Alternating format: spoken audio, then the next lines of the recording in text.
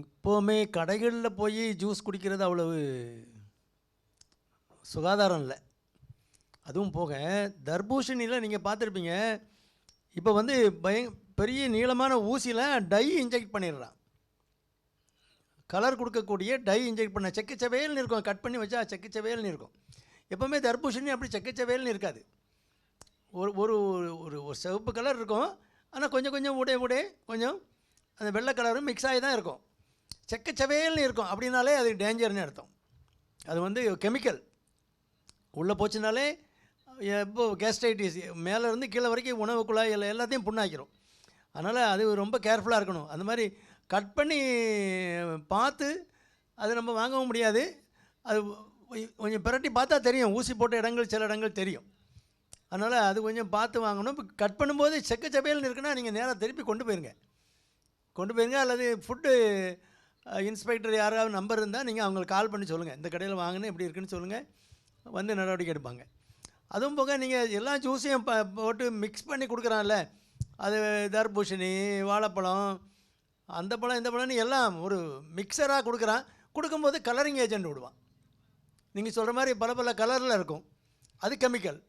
Flavouring agent அதுக்கு ஒரு smell விட்டுக்குவான், அப்படியே மணக்கிற மாதிரி, ஆஹா பிரமாதமாக இருக்க நீ அது வேறு கெமிக்கல். அதுவும் போக ஐஸ் அள்ளி உள்ளே போட்டுருவான்.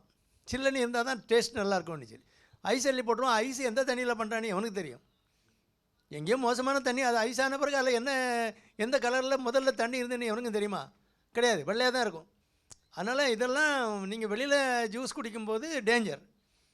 ஒரு பழத்தை வாங்கி சாப்பிட்டுட்டு 2 கடலை மிட்டாய் வாங்கி ஒதுக்கிட்டு போயிட்டே வரணும், தண்ணியை குடிச்சிட்டு போயிடணும். பழம் வேணுமா வீட்டில் வாங்கிட்டு வந்து வீட்டில் வச்சு வெட்டுங்க. தர்பூசணி ரொம்ப டேஞ்சரஸாக இப்போ இருக்குது. அந்த கெமிக்கல் இன்ஜெக்ட் பண்ணி, கலரிங் ஏஜென்ட் இன்ஜெக்ட் பண்ணி கொடுக்குறாங்க, அது ரொம்ப டேஞ்சர். அதனால் செக்கச்சவையல்னு இருந்தால் நீங்கள் அதை தொடவே கூடாது. நீங்கள் ஒரு துணியோ அல்லது ஒரு பிளாட்டிங் பேப்பர், சும்மா ஒரு சாதாரண ஒரு டிஷ்யூ பேப்பரையோ அதில் வச்சு ப்ரெஸ் பண்ணி எடுத்திங்கன்னா தெரியும் கலர், அது தெரிஞ்சிடும், கெமிக்கல் தெரிஞ்சிடும். அதனால் அது ஈஸியாக நம்மளே கண்டுபிடிச்சிடலாம். கட் பண்ணிவிட்டு ஒரு டிஷ்யூ பேப்பர் எடுத்து அப்படி ப்ரெஸ் பண்ணி எடுங்க, அதில் கலர் வந்துடும், அந்த மை வந்துடும். அதனால் அது ஈஸியாக கண்டுபிடிக்கலாம். என்ன பொழப்பு இதெல்லாம்.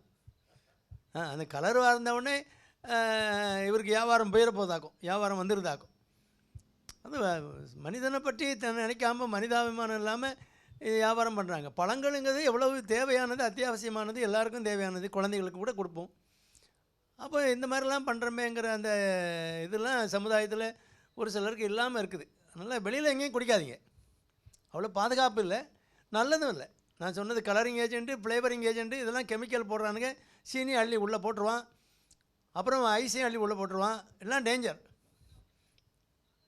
வெளியில் எங்கேயும் ஐஸ் போடாமல் ஜூஸ் கொடு அப்படின்னு கேட்டால் கூட அவன் உங்களுக்கு கொடுக்குறதுக்கு முந்தின கஸ்டமருக்கு வந்து ஐஸ் போட்டு கொடுத்துருப்பான். அப்போ அதில் கண்டாமினேஷன் இருக்கும், அந்த தண்ணி அதில் இருக்கும், கொஞ்சம் ஒட்டி தான் இருக்கும் கொஞ்சம். அதுவே போதும் உங்களுக்கு பிரச்சனை கொடுக்குறது. அதனால் பாதுகாப்பு இல்லாத ஒரு வியாபாரம் தான் அந்த ஜூஸ் வியாபாரம். நீங்கள் வீட்டில் வாங்கிட்டு வந்து பழங்களை ஜூஸ் போட்டுங்க, ஒன்று ஜூஸாக குடிக்கணுன்னா அந்த பழங்களாக சாப்பிட்றது தான் நல்லது. பல் இருக்கவங்க, பல் இல்லாத ஆட்களுக்கு ஜூஸாக கொடுங்க, அல்லது நோயாளிக்கு ஜூஸாக கொடுங்க. சாதாரணமாக இருக்கவங்க பல்லை பயன்படுத்துங்க, இல்லைங்களா? அது பல்லுக்கும் நல்லது, ஈருக்கும் நல்லது, உங்களுக்கும் நல்லது, அவ்வளோதான், வயிற்றுக்கும் நல்லது.